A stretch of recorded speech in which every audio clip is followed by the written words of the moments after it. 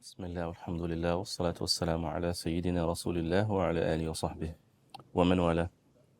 So, Bismillah. I would rather receive some questions now, and also after, after we reach 4 o'clock, because we're about to move to another topic within the greater or under the umbrella of formula of a fulfilling marriage. So, in terms of what we covered before the break, what are your questions? Bismillah, go ahead. Okay.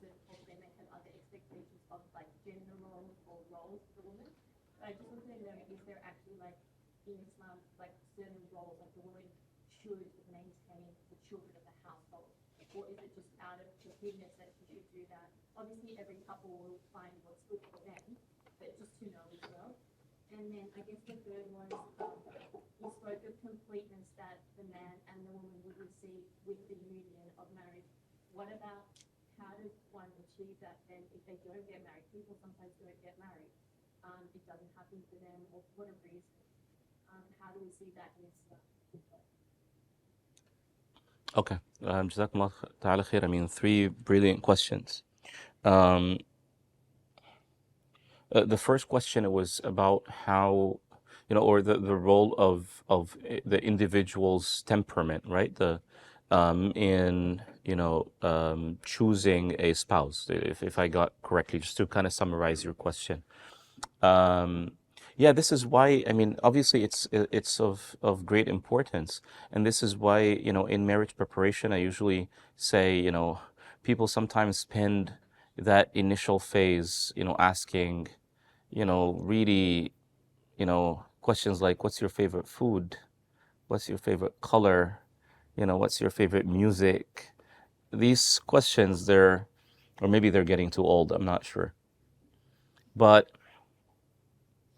And they don't ask the serious questions, right?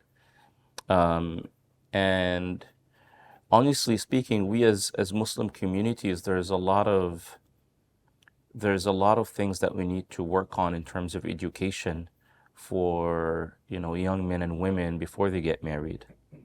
Sometimes I'll give random examples, right? Sometimes maybe maybe the young woman, she has been herself and her mother maybe deserted by a father, right? Her father deserted the family, right? But she cannot really say that to the person who's proposing.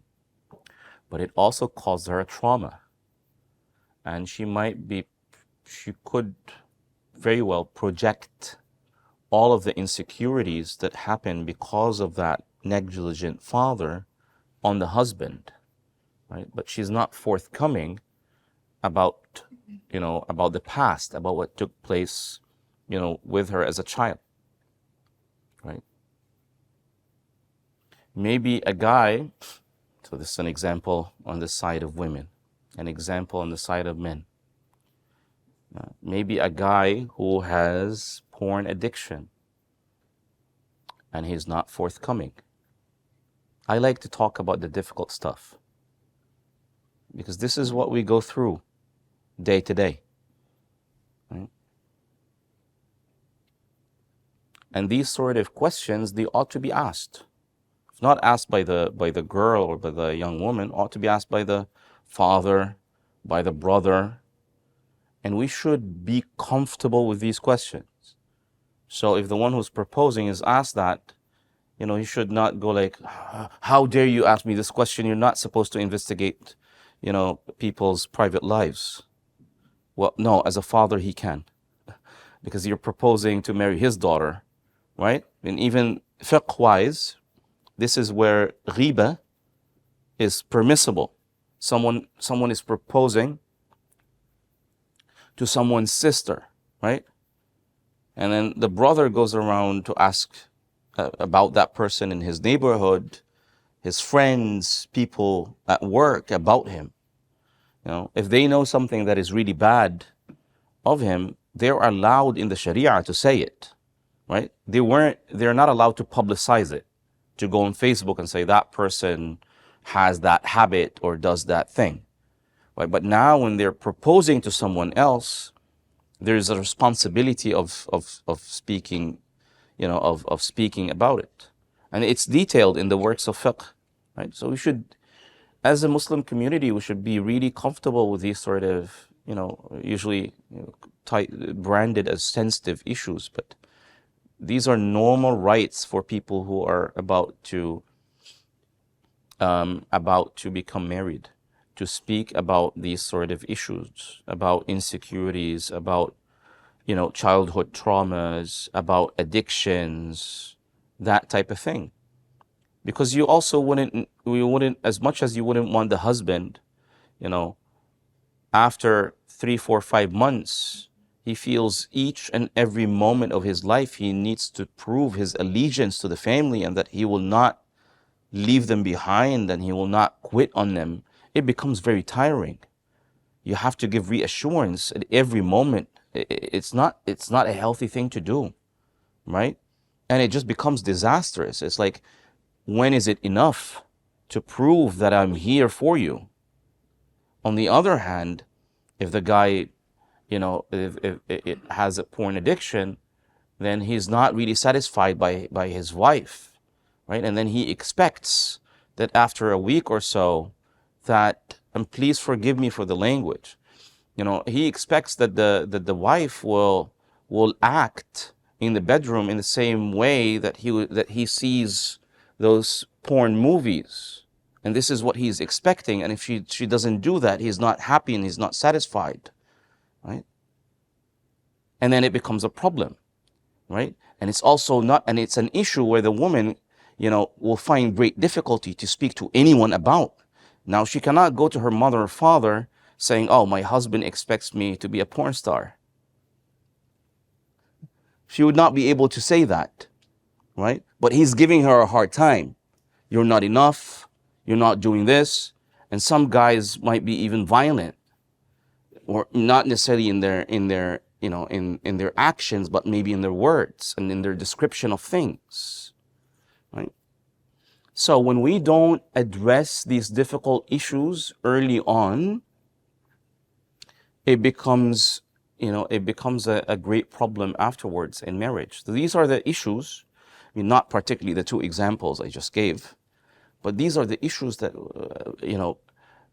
potential Muslim couples ought to be thinking about and discussing. But again, when we only speak about the superficial, type of compatibility, it becomes a problem. So yes, definitely temperament is something of great importance in terms of the working of the marriage afterwards. I don't know if I answered your question, but I would say generally though, because I know there might be a follow-up where, okay, so what are we supposed to do? We're supposed to, number one, take our time, right? You will not earn like additional points if you rush into the marriage. Like this is not like a sports competition. If you do it faster, you get the gold medal, right? This number one. Number two, it will be too difficult to go through them now because I have like a 4, 5, 6 slides of questions that people before marriage ought to ask each other, in a sense. And maybe inshallah the next time, I know for those who got married, like, oh, why didn't you share that, 3, 4 years ago? Anyways, but yeah, so there are questions to kind of, through them, one can come to know. You missed the best part. Through it, you can through it you can kind of come to know the other's temperament. Now, is your question related to this one? Okay, go ahead. In terms of those questions, obviously when you talk to someone, when you get to know someone, you're not going to get along with everybody, and obviously you're going to have spouses where you can be like, okay, we're too different and we're just going to go our separate ways. So at what point in the conversation would you start asking those questions when you're looking to get to know someone? No, I didn't. I apologize. I didn't get. So when you're having this conversation, when you're looking at a spouse, Okay. so obviously, when you're talking to somebody, there's a possibility that you might find that it won't work between us and you'll go your separate ways. Right. So at what point in that conversation would you start asking those? Because those are very deep and personal questions. At what point in that conversation would you start asking those questions? Would you start off straight from the beginning, start asking all those difficult questions? I mean, not from the very beginning. It's not like, Assalamu alaikum, Bismillah ar-Rahman ar-Rahim. What are your childhood insecurities?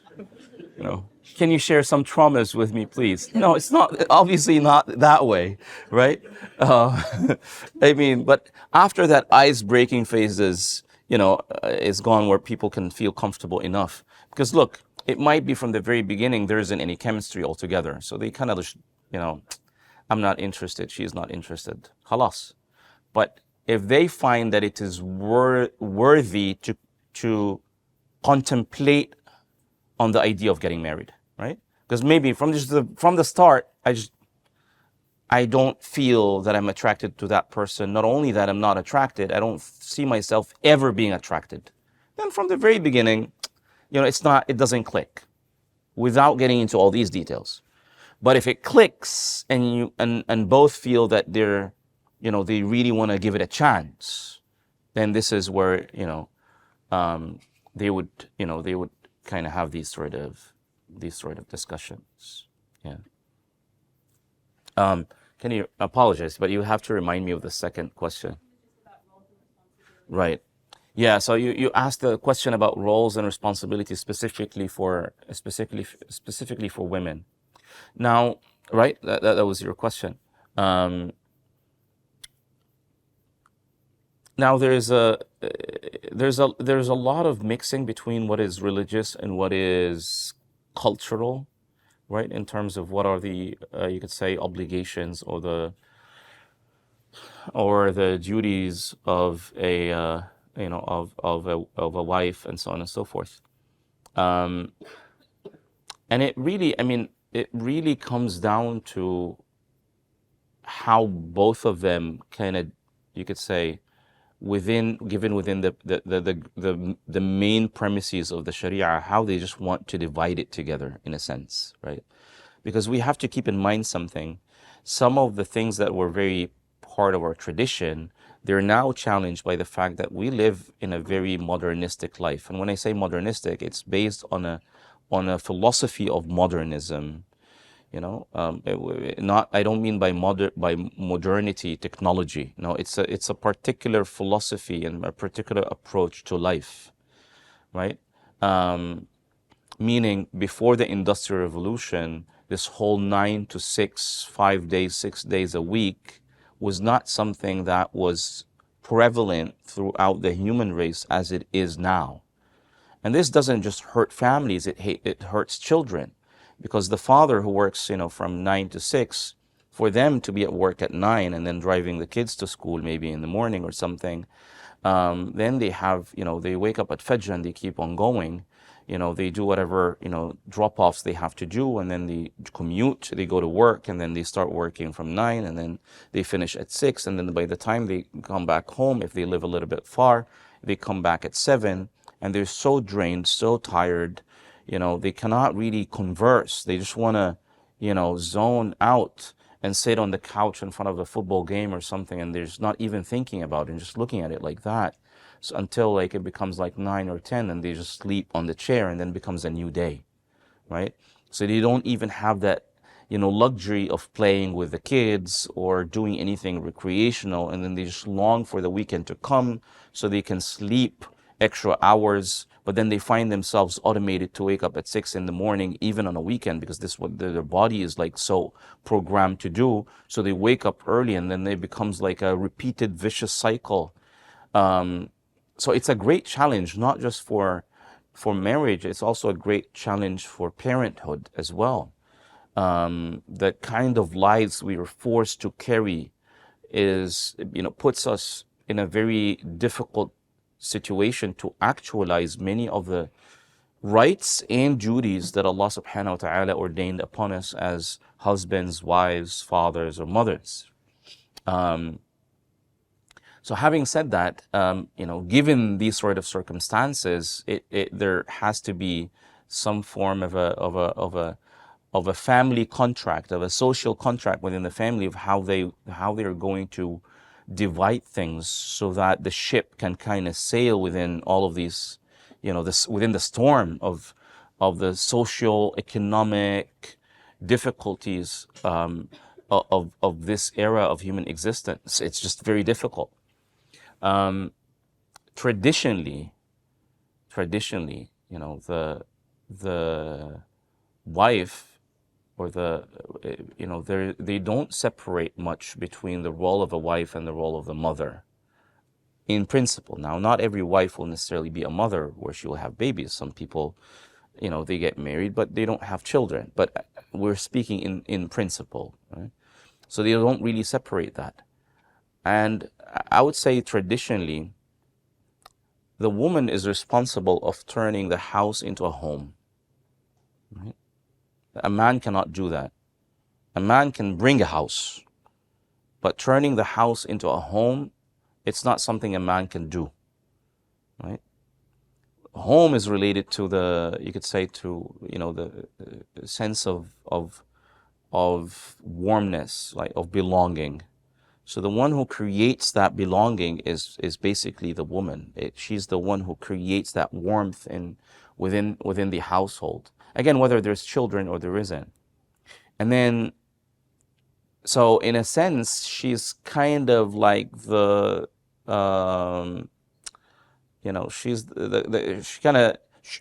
she can set the temperature for the house, in a sense, when she's allowed to. She can set the temperature for the house. And then the role of her with the children, the problem now is that because of how our lives are done, there's a focus on the role of the mother as a provider of food and nursing and this and that. Meanwhile, traditionally, the emphasis was on raising the child. Not so much on the physical aspect, but the qualities, the manners, the etiquettes, right? So that was primarily, in a sense, yes, the husband also has that role. Look, things they go back and forth, but again, I'm saying the emphasis, because the husband will go out to work and this and that. So traditionally, the woman will spend more time with the kids, with the children, especially at a critical age. So at that critical age, all the basic, nurturing, even if we speak Islamically, the one who kind of teaches the creed and the basic religious foundation, it's the mother, right? So, and also because, again, it's part of, we said about the playfulness of women. So you would find, the mother, she would sing along with the children, all these children melodies and this and that, right? So it's through her where the basis, the foundation of etiquettes and you could say religious foundations as well, it happens through the mother. Then the father, kind of builds on and develops on that, and also shares, in doing that as well. But this is something that you would say that is a role of, of the wife, of the mother. So I would say primarily these two facts: the warmness, the turning a house into a home, right? Which is very difficult to quantify. But the roles of, this is something you will realize: the roles of men in the Sharia are quantifiable. They're more of a quantitative nature. And the roles of the women, they're more of a qualitative nature. So if you try to find a quantitative answer for something that is qualitative, it will not work. And if you try to find a qualitative answer for something that is quantitative, it will not work, right? So the marriage, you could think, part of the polarities of it, it's the marriage between quantity and quality, right? Just as it's majesty and beauty. So women have more of qualitative roles within the house rather than quantitative ones. And the problem happens when they're pressured to do quantitative, when they're not really oriented to do these. What was the third one? If one doesn't get married, how do they achieve that view that you talked of, the inner coming out? Yeah, so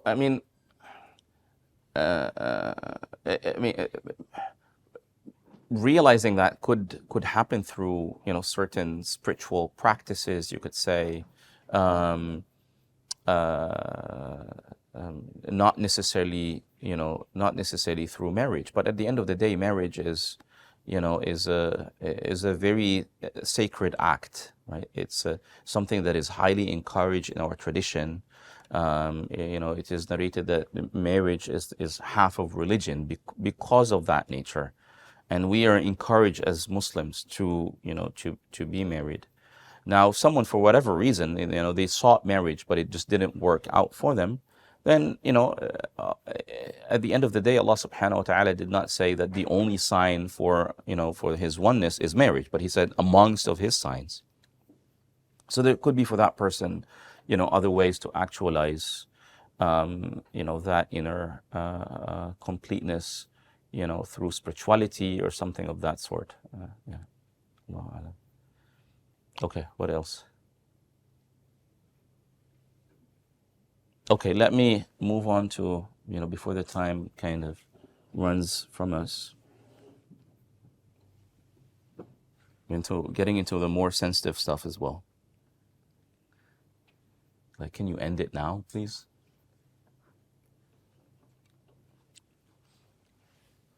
Look, at any moment you feel that you disagree with me, you can absolutely raise your hand and say, look, what you're saying here, because this is not like, and even if it was, but this is not like foundations of creed where it's like La ilaha illallah Muhammadun Rasulullah, right? This is, I'm talking about a human phenomena from an Islamic perspective, but it's a human phenomena, right?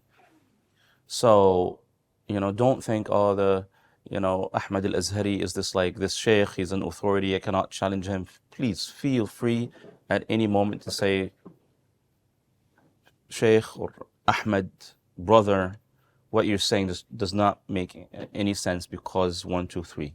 I'm absolutely fine. I will not take it in a way that, you're disrespectful. This is how education ought to be. So please, please, please, if I say anything that you feel not comfortable, it doesn't make sense to you, you have absolute freedom to challenge it in any way you think is reasonable, all right? If you feel that I'm also, because in our tradition, Sayyidi Abdul Wahhab al-Sha'rani, a great, radiallahu ta'ala anhu, a great Egyptian saint of the 10th, 11th century, he has a book called the Muhammadan Covenants, and they're like covenants that the Prophet ﷺ took from the saints, meaning things that they ought to follow.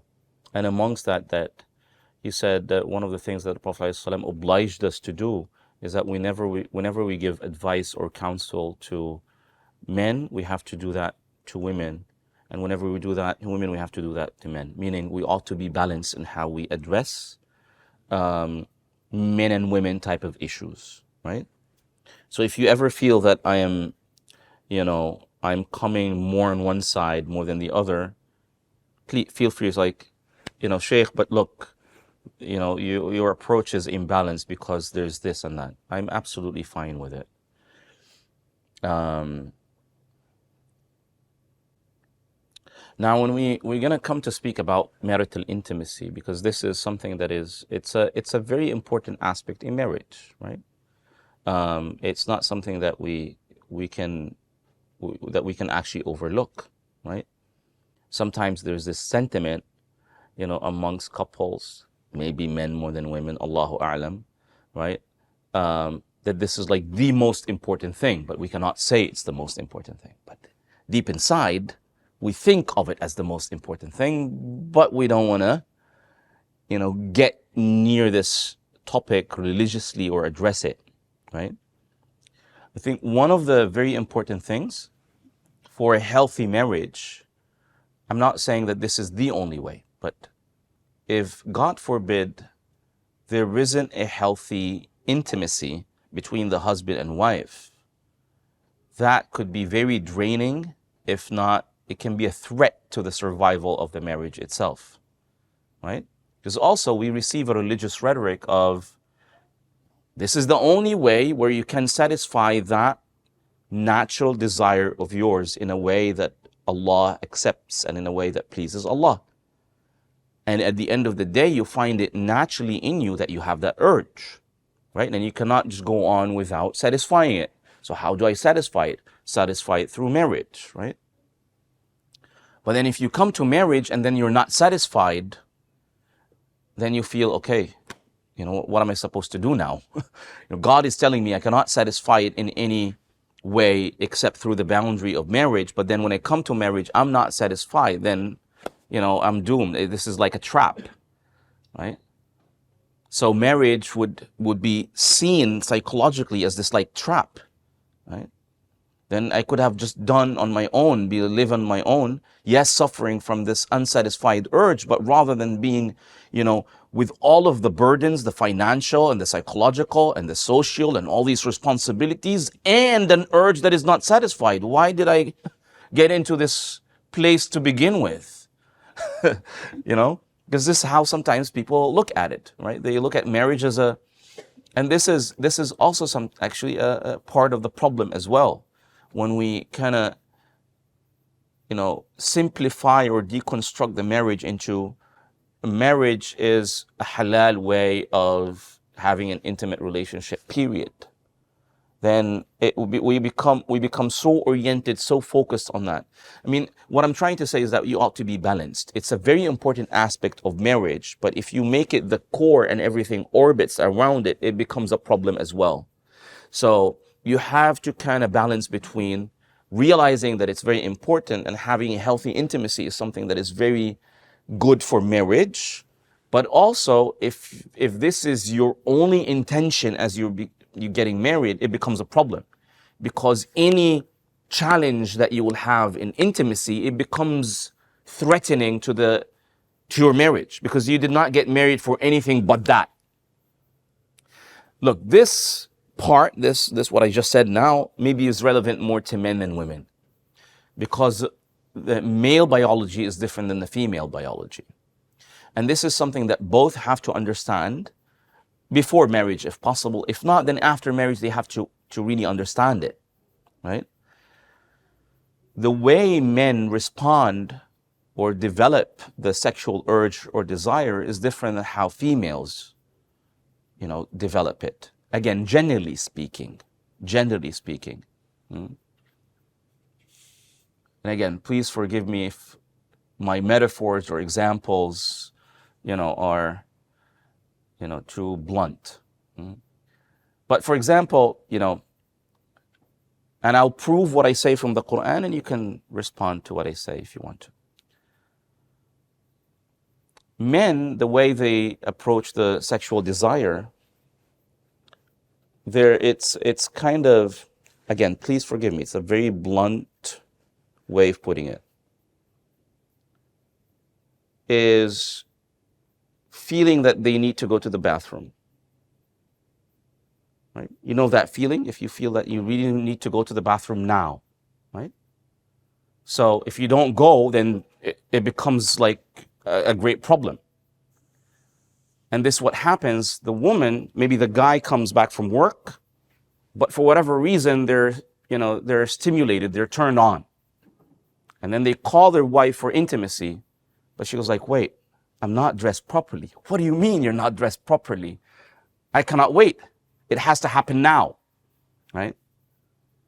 So the men, their approach to it is more different than the women, right? The women, they're more emotional, psychological towards it. The men, they're more physical.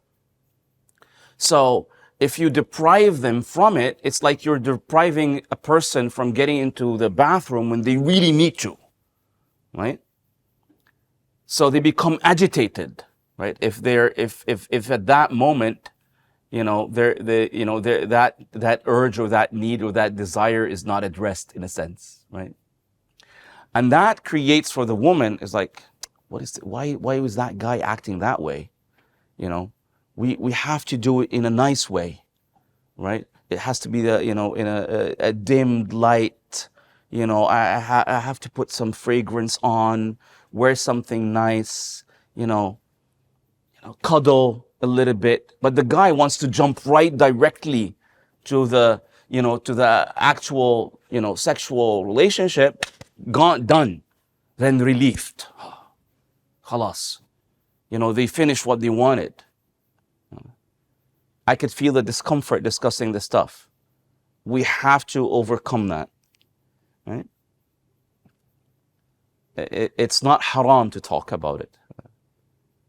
So, and there are works in our tradition that discuss the very intricate in Imam Suyuti. I don't want to, give titles of books, but they speak of very intricate stuff of the sexual relationship. And this was part of the Muslim education. The problem is that when we miss that aspect from our tradition, we allow other philosophies, other approaches to come to speak to our children or young men and women, Muslim men and women, about sex education and this and that from their approach. Meanwhile, we already have a curriculum when it comes to sex education. So we should not feel like dis-ease, right? So it's a very important thing for that the women and the men both understand their approach to intimacy, right? Men have to realize how women see it, right? I'm not saying like be like that movie, how women thinks, but you have to kind of picture or imagine how does the woman receive intimacy. And the woman has to understand how men view it as well. And both of them have to note something. It's not a decision. Meaning, the guys didn't just sit like that and contemplated, what would be our approach to the physical desire? No, it's built in. It is something that Allah created them that way. It's their biology calls them to do it. Right? They did not choose their organs. They did not choose how they're stimulated. It's not a choice, right? And also how women think of it is also not a choice for them.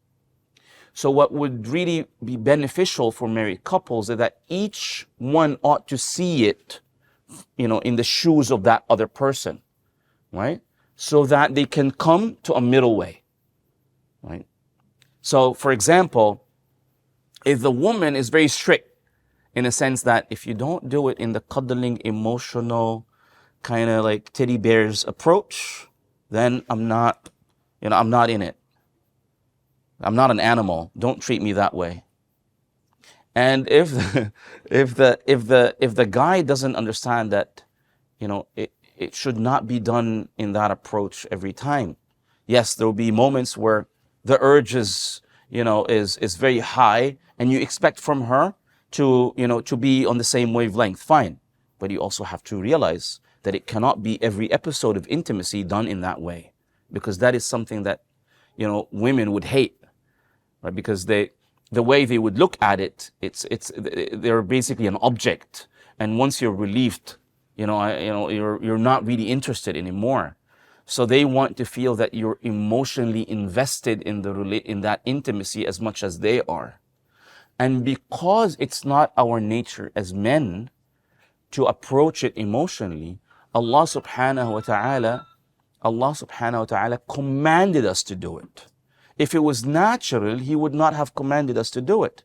So He said in the Quran, وَقَدِّمُوا لِأَنفُسِكُمْ, meaning, and send forward some good for yourselves. Meaning, the man should do certain, before they delve into the intimacy itself, they should begin emotionally rather than physical. It's not an easy thing for a man to do because it's not natural. They would think that they're bringing themselves into it, right?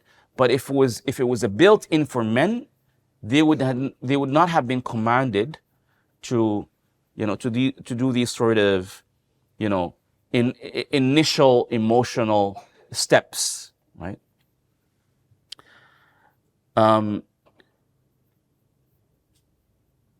Unfortunately, again, if you feel that I'm imbalanced, please tell me. But unfortunately, in our communities, there is a blur between what is traditional and what is culture. So there was a growing sentiment of Muslim women, they feel in the intimacy that they're being used, right? Why do they feel that they're being used? Because men are not really attentive to the obligations that Allah subhanahu wa ta'ala have put upon the man in the sexual intimacy. There was more an emphasis that a woman cannot say no. And if she says no, then she's depriving him from his right. Right? But there's also an obligation on the man that once they get satisfied in the relationship, what happens that many, unfortunately, and this is not just Muslim men, but Muslim men should, respect the etiquette of Islam. The etiquette of Islam says that you're not supposed to be selfish, right? So what happens is that some men, after they're satisfied, right, they just take their side or just walk out of bed. Meanwhile, maybe the woman is not fully satisfied, or even if she is satisfied, she wants that cuddling. The man is like, okay, the mission is done, right? And they can completely jump from that moment to something completely different, right? They might even hold their phone and respond to an email, right? Like in the instant, it's done. It's like, they're now in a different mode. But the woman, even after she feels satisfied, she's still within that, bubble. She didn't leave it yet. So if she feels that the man is like immediately jumping out of bed, at that moment, again, the guy does not intend it to be that way, right? But she would take it as I'm being used. Like, what is that guy? Like, after he finishes, just leaves, right? So she expects cuddling, a hug, that they remain in bed, even without speaking, but just remaining there, right? The man thinks, if I'm satisfied, she's satisfied, mission is complete, life must go on. In a very practical way. That's not how they think about it. And then the problem is that when we deal with the Sharia in a very mechanical sense, God, made it an obligation upon them to, satisfy their husbands. Yes, but God also made it an obligation that human beings are not selfish as well, right? Because they also have that desire. It doesn't work. The dynamics of that desire is not like it for men, but they also have desires. They also have emotional, psychological needs as well when it comes to intimacy. So, and the more the man is attentive to that, the more responsive the woman would be for his demands. Why? Because it's almost like this, especially when newlyweds. She wants to make sure that he is not just marrying her body, like he's interested in her as a person, right? And that she's not just this way of satisfying his desire in a halal way while completely ignoring her emotional and psychological demands. And it requires in the beginning that the man has to take that extra step to comfort her. And men usually, in terms of intimacy, they're obviously, women are more shy, men are more like, this is the moment I was waiting for the past 5-10 years or whatever, right? So, they run into the relationship, right? And the women, they're more afraid, they're more concerned, they're worried. So if the man does not address these sort of emotional and psychological needs, then then the intimate relationship becomes, in a sense, for the woman, a disaster. And then if these needs keep on being ignored day after day, year after year, then it becomes a very irritated event for the woman. On the other hand side, right? Maybe some women, they're more, as I said, they're more strict. I'm not buying into this. You have to, you have to treat me, emotionally and psychologically and not just physically. And then she would just assume, that men are, Allah subhanahu wa ta'ala did not created them that way, right? So she would completely ignore it, right? So every time a man, there is a high stimulation, whatever, an urge, she's like, no, it's not the way we do it. And in his mind, I am being tormented. What do you mean? No, it's my right. And then the man here turns into like the legal aspect of the Sharia. Look, you don't have a choice. And then he will start using words that are very, in her view would be disrespectful, right? Because he'll be like, what's in it for me? I paid the dowry, I got this, I did that. And then he would turn into a very transaction, because remember, he's linear. So he would use a transactional rhetoric. And that transactional rhetoric will eventually hurt her. And she would feel insulted. And then it becomes a vicious circle. See? So the only way of doing it right is both of them have to see it from the shoes of the other. You have to stand in their spot and look at intimacy. The woman has to stand in the spot of the man, and the man has to stand in the spot of the woman, and then they look towards it. Right? The hadith of the Prophet ﷺ, where it says that if I were to allow or to command anyone to prostrate to another, I would have commanded the wife to prostrate to her husband. Who heard that hadith before? All the women did. The men are like, never heard. Oh, that's a hadith?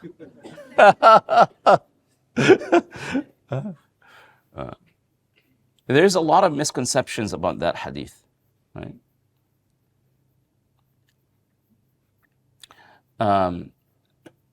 Sayyidi Muhyiddin al-Arabi and Sayyidi Abdul Wahhab al-Sha'rani, the way they explain it, they say the reason the Prophet ﷺ said that, because it kind of reconciles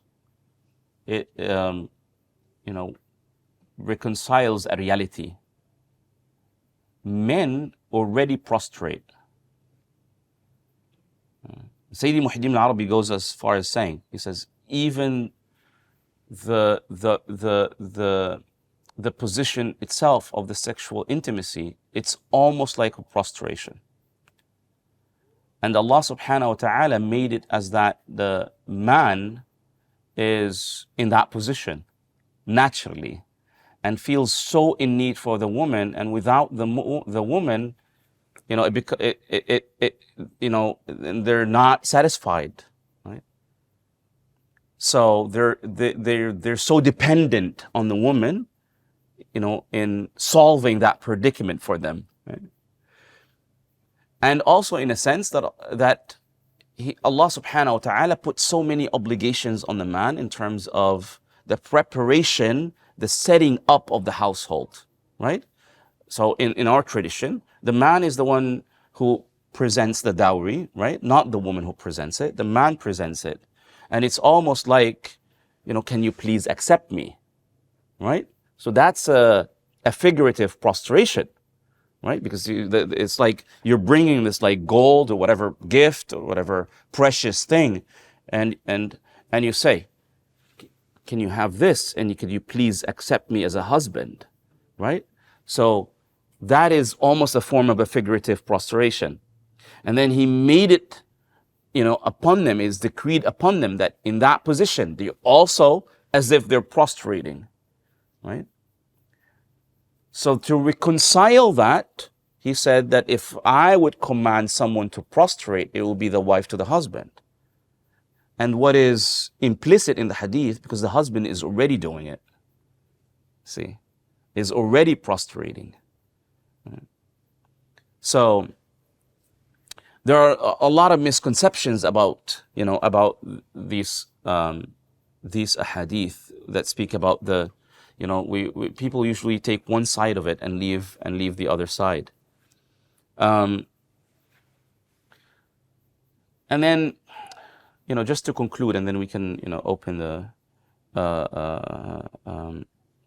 room for, for questions and so on and so forth.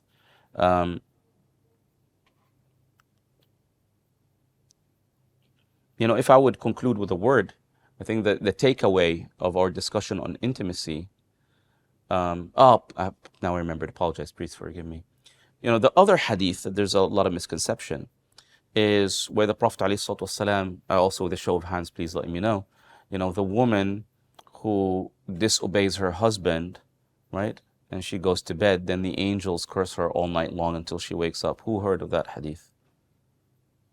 Only few men, subhanAllah, or the men go like,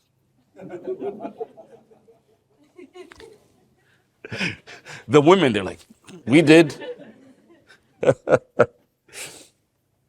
Look, this hadith is put in the context of it, is when the woman weaponizes the intimacy, to get at the man, right?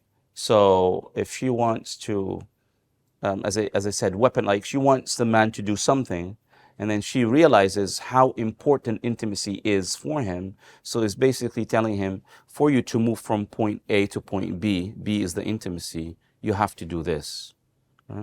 Or let's say intimacy is C, and you're in point A.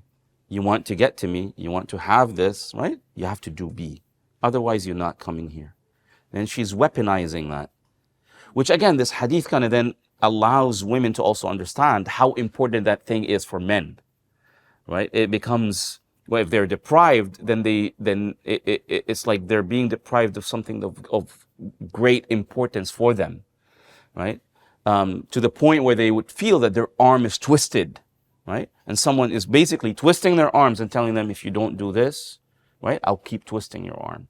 This is how the man internalizes the woman when she resists. Again, we're not talking about a woman resisting because, there's a psychological problem, or there's a health problem, or that she's physically tired on a particular day, she did a lot of chores, or that these are out of context. Again, she is absolutely fine with having it, but she is using it to get at the man, weaponizing it to get at the man.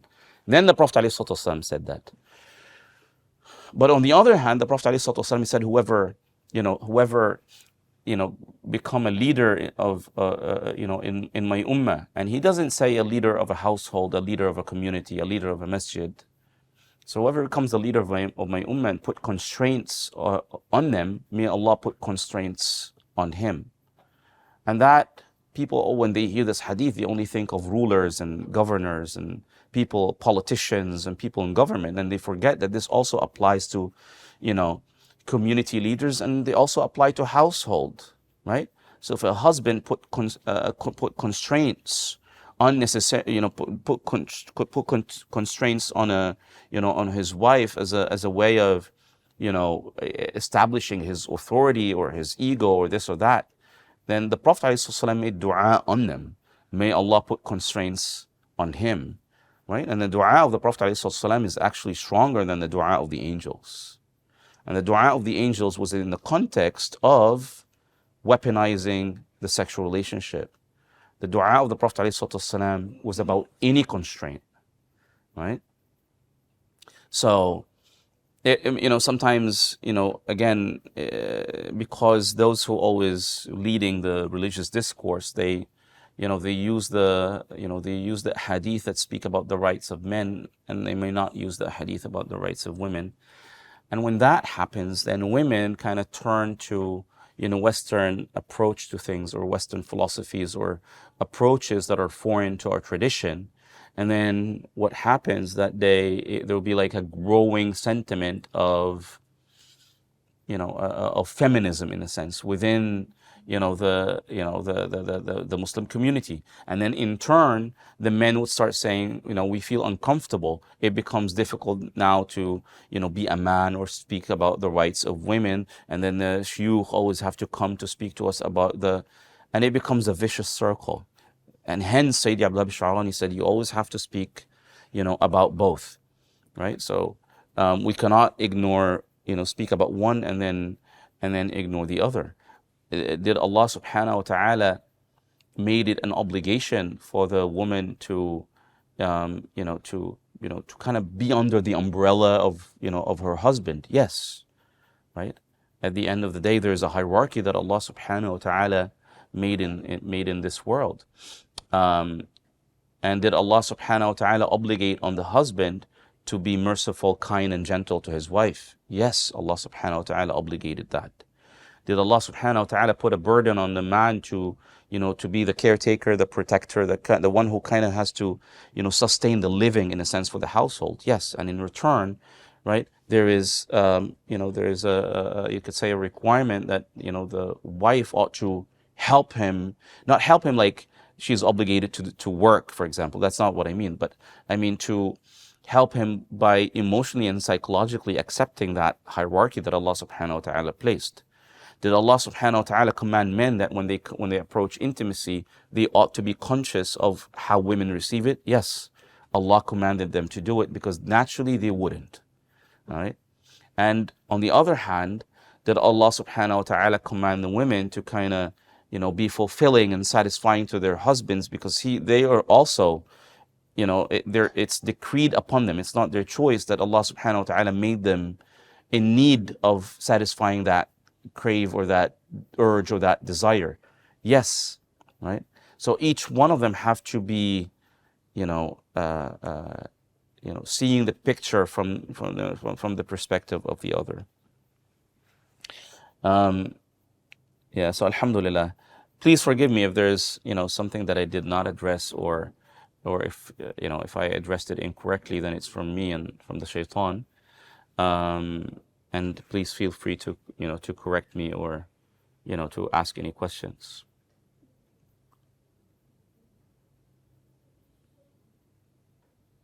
Awkward silence. Go ahead. Shaykh, thank you once again for a beautiful presentation. Alhamdulillah. From a community perspective, post-COVID, it's accelerated this whole online dating. I don't think people are coming to the masajid more often. I feel that it's very difficult for people to get married or find a spouse, or there is a bit of a disconnect. Parents often send their kids to uni and close their eyes. Hopefully they'll find someone at university. How do we do this in a more constructive approach to introducing prospective couples together, given that we're living in a technological age? I don't think the dating apps are giving up depth and chemistry for people to get married. Jazakumullah ta'ala khair. It's a beautiful question. How can we as Muslim communities, return back to the role of facilitating marriage between Muslim couples in a very technological age where people use apps and this and that, and especially post-COVID? I don't think there is a direct solution. There's actually an indirect solution. And the indirect solution, because the problem itself, the reason behind it, that the young Muslims are not really interested in the mosque community, right? If we make it like you have to come to the mosque so you can find a potential spouse, that actually repels them even more, because now you guys are like gonna do arranged marriages now. So the solution for it is not like a solution for the marriage part of it, but rather, the whole, lack of interest, a growing lack of interest, where the Muslim youth, they find that the mosque is just it's a place that they have to come to, but they don't really relate to it in terms like their daily lives or their concerns and so on and so forth. So I think if communities now, if they open up, if they become, if they realize the concerns and if they address the concerns of youth in general, then it will become a ripple effect, right? Then they can take then roles when it comes to marriage and facilitating marriage and so on and so forth. But if we make it let's do gatherings to facilitate marriage and so on and so forth, I don't think that would necessarily work. What would really work is we need to think why there's a distance between the youth and the masjid. And when we solve that distance, many of the problems will just be solved automatically when that is done. I don't know what you think, but this is my own perspective on it. Yeah. Allahu A'lam. What else?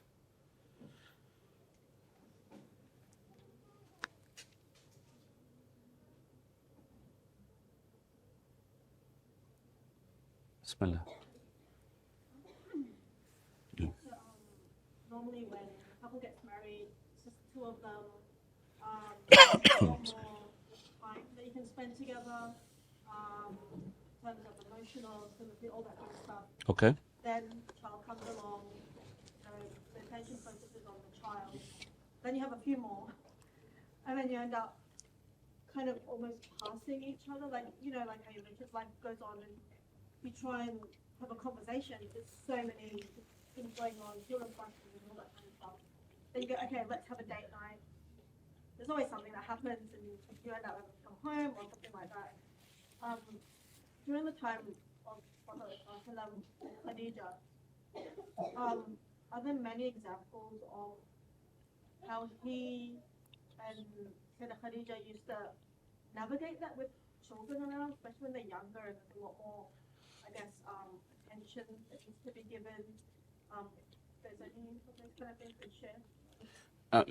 Not explicitly. So the question is basically, how do we maintain, that healthy relationship, especially, in terms of intimacy, with, having children, especially as we have more than one child and so on and so forth. I mean, this is a brilliant question.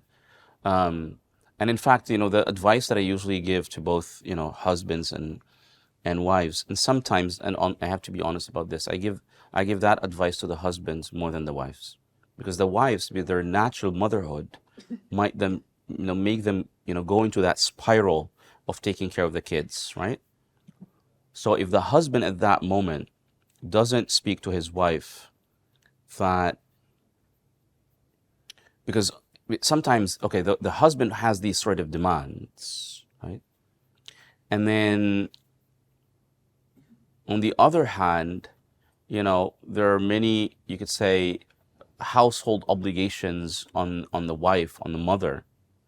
So there are many, you could say, many things that are unspoken of as well. So, and I give that advice to the husbands because they're the leaders of the household. So they ought to kind of step up and say, look, this is a priority in marriage, right? Not just a priority for the husband, but it's also a priority for the wife, because she needs to get a break, right? So, and that intimacy is very important for both of them. It's not like she doesn't want it also, right? But I'm saying because women are sympathetic, so she might get emotionally and psychologically attached to the motherhood dimension of her being more than the wife, right? The man continues to be a man, right? But the woman, she's like, I'm a mother now, so she might be the sympathy and just the flowing emotion of motherhood towards the children might get her just, be focused on that. So the man has to kind of say, look, we're father and mother, but we're also husband and wife. And what made us father and mother is the husband and wife, not the other way around. I was a husband before I became a father. You were a wife before you became a mother, right? And our parenthood as a father or a mother is maintained as long as our, relationship as husband and wife is maintained, right? And we cannot be, we cannot have a healthy, a parent-child relationship if we as a husband and wife cannot have a good relationship as a husband and wife. So they have to, it has to be explicitly said. It should not be supposed or assumed, right? Someone has to and I say that for the man because the Prophet ﷺ began speaking about being a shepherd or responsible, spoke that to the man before the woman. So the man has to lead the way, not in a selfish, look, you can do whatever you want with the kids, but it's my right. No, I'm not saying in that way. I'm saying they have to lead, the initiative of, look, we have to put, and sometimes when you sacrifice more than necessary, it becomes, on the long run, it backfires. If the husband makes a lot of sacrifices, meaning he says, to be a father, I have to sacrifice being a husband. A mother, for me to be a mother, I have to sacrifice being a wife. It kind of tends to backfire. They will start getting angry because there's a suppressed desire. And anger, one of the main factors of anger is suppressed desire. So they will keep suppressing their desire, and then they're going to tend to project it on the kids. So you're not really helping the kids when you're suppressing your desire as husband and wife. Sometimes you need to give priority, you have to give priority to your relationship as husband and wife over the motherhood, fatherhood. Sometimes we get over concerned about them. What are you going to do? Nothing, right? They can wait. They can wait an hour, 2, 3 hours. What's going to happen? Nothing. Are they going to whine? So what? Right? They will ask for something and we're not going to do it for them. Again, what will happen? Nothing, right? But we feel like, if the child wants this, I have to be so attentive to their need. They need this, I have to be so attentive to their need. Nothing will happen if it's delayed, right? Oh, but if I'm not there, they're going to miss their soccer practice. So what? Let them miss their soccer practice for it. Right? Sometimes we make ourselves as parents, we have to be 100%, right, fulfilling to our kids. And we cannot ever, slack sometime. You can give yourself a break. Right? And we think that, it's going to hurt them. No, it won't. If from the very beginning, look, son, look, daughter, sometimes, I get tired, so I'll take a break. You will need something and I will not be there to give it to you. And this may be something for you to learn, that sometimes we really need things in this world and it just doesn't happen instantly. You have to wait. And you use that, let your children wait. So you have to give that, priority for being a husband and wife before being a father and a mother. And children need to simply wait. And it doesn't make you less of a good father or less of a good mother. If you we sometimes as parents also think that children should not sacrifice for their parents. No, they should. Because if you don't raise your kids to make sacrifices for you, they become very selfish when they grow up. And parents say, oh, how come my son, when he became in his 20s or 30s, I was expecting that he would help me or he would do this. But my son or my daughter, they're not sympathetic. They're not helping out. They're not participating in the chores at home. Because you never taught them to make a sacrifice for you. Right?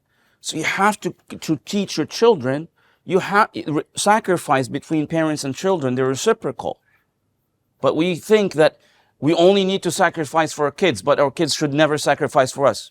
How will they ever learn to make sacrifices for you when they grow up? You think that it will just naturally happen? It won't. You have been making them always demanding.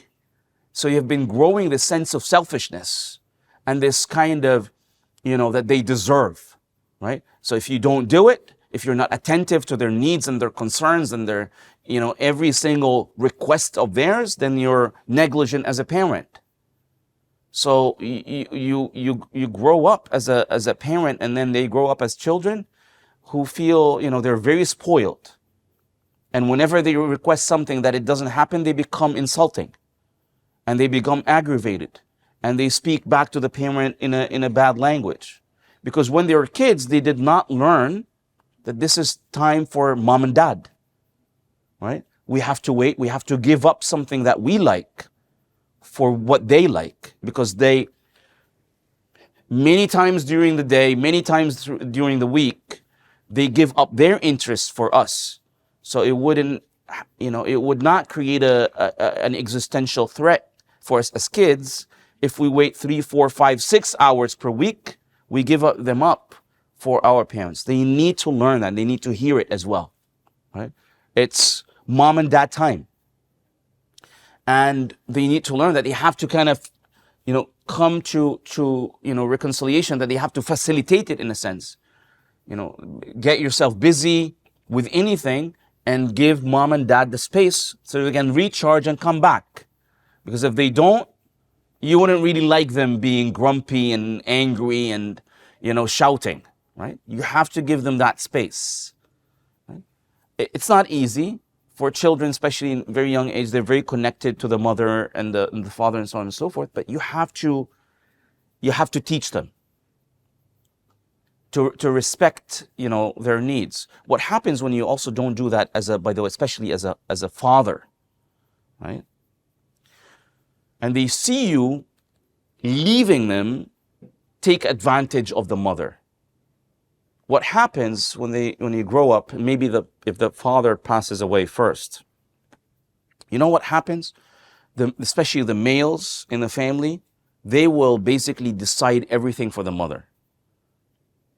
Why? Because they got so used that she's sacrificing. She's always sacrificing, right? And they never learn to sacrifice for her. And that they're always in control of things. So sometimes you find Muslim families where there's an elderly mother. If she wants to do any change in her household, the son will go like, "Why, mom? You don't need it." She just likes it. "No, mom. I mean, what's the benefit? No, I don't think this is beneficial, mom." And then she finds herself after all of these sacrifices, as in her late 60s, 70s, now her son is like over controlling of her and not just responding to her mere preferences. I don't need to justify. You didn't have to justify as a child why you preferred that play or that toy or that food. I respected that as a parent. But then they grow up not respecting the mere preference of the parent. You have to teach them to respect that from when they're kids. That you don't have to justify. I don't have to give you a reason, a life or death situation where you have to, come to, respecting my preference. It's a mere preference. It's not an existential threat. And you have to, attend to it. As I attend as a parent to your preferences and your needs, even though I don't see them as logical or necessary. Right? Sorry that I went on, along with this, but it's very important now.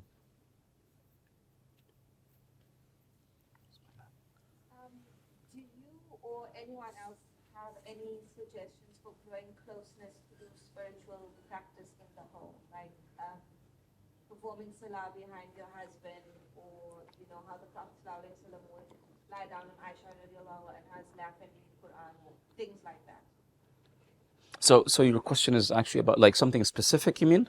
Yeah, just ideas for spiritual practice that a couple can perform together to grow closeness between each other. Yeah, I mean, there is nothing. Okay, so the question is about what are the spiritual practices that husband and wife can do together. I think we should not limit ourselves to the standardized spiritual practices. Yes, I mean, it is recommended that, the Prophet ﷺ said, "لا تجعلوا بيوتكم قبورا." Don't make your houses like graveyards, in the sense that you ought to make a corner in the house where it becomes like a prayer area. And therefore, it would also be recommended that one of the, congregations would be prayed at home, so that the wife can pray with the husband and the kids and so on and so forth. This is very, very healthy for them. Or just to do like, dhikr together or something of that sort. But also one should not limit, as I was saying, one should not limit themselves, their approach to what is quote unquote spiritual, to be prayer or dhikr per se. But if you go out, if you travel, or if you go to the coast, with your wife, or the wife who's going with her husband, and just enjoying what the nature, where Allah subhanahu wa ta'ala called us to contemplate and reflect and come to know Him through nature. That's a spiritual practice. It doesn't have to come in the very standardized form of spirituality, qiyam al-layl or recitation of the Quran, but also, walking together silently on the beach and just reflecting on, the great blessings that Allah subhanahu wa ta'ala granted you and feeling grateful for it. This is such a spiritual experience, right? And it's very rewarding spiritually as well. So it doesn't have to be in the very, standardized form. Yeah. There was a question that I received. It says that current societal expectations of women is that they must come out on top, otherwise they're oppressed, versus traditional nurturing gender roles. Often today, they're more masculine, I think, and have bigger roles than men. I had to change a word there. How do we reverse such programming on both sides? But I feel from the question, it's only one side that has to be changed. Men feel that the balance is, and I cannot read that word there, but in the favor of women, deterring them from marriage, meaning I think deterring the men from marriage. During divorce, Muslim women demand their Islamic right and take the rest in court. How do we resolve this? Look.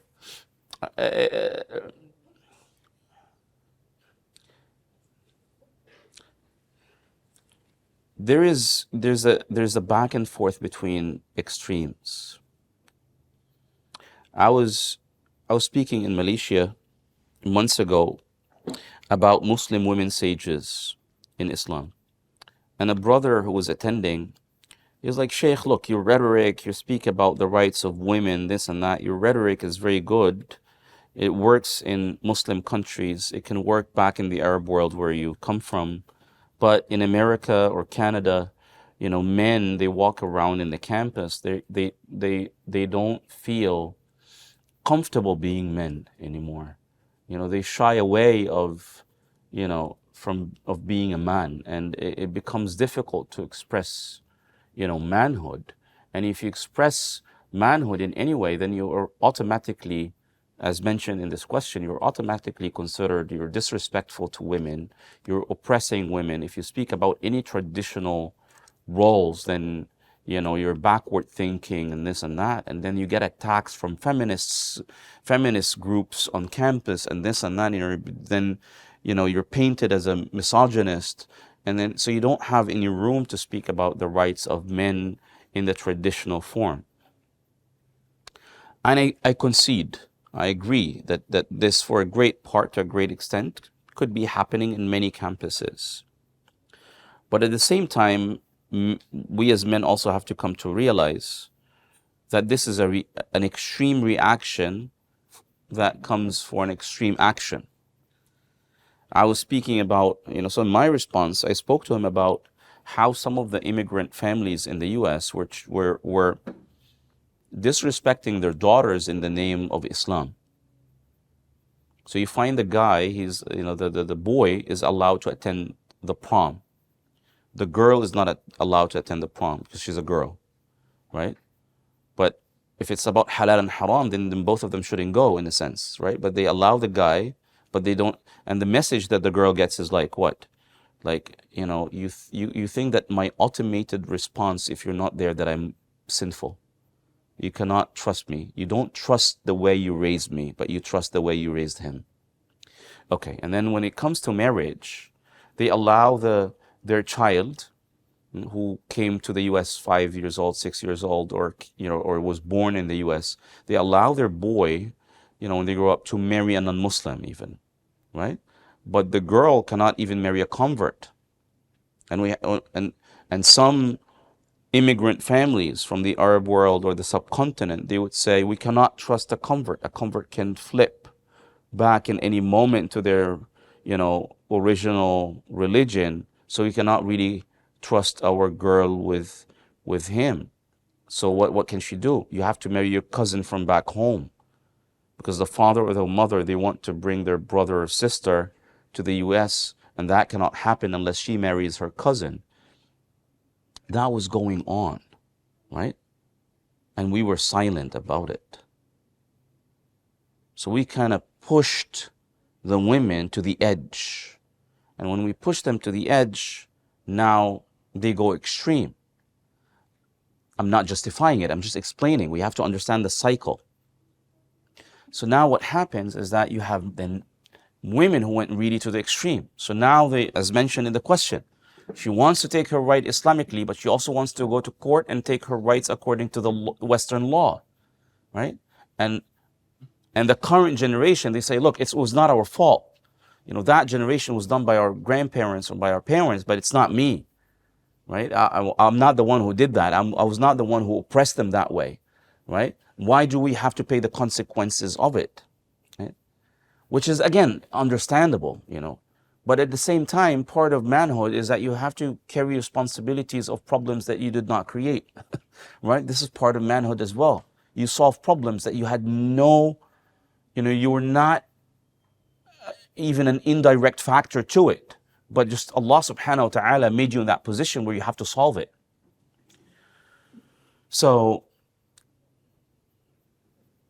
what I'm seeing now, the trend, is that you find now Muslim men in the West, they go back to the extreme of their grandparents in response to the contemporary extreme of the increasingly Muslim women becoming, westernized feminists, right?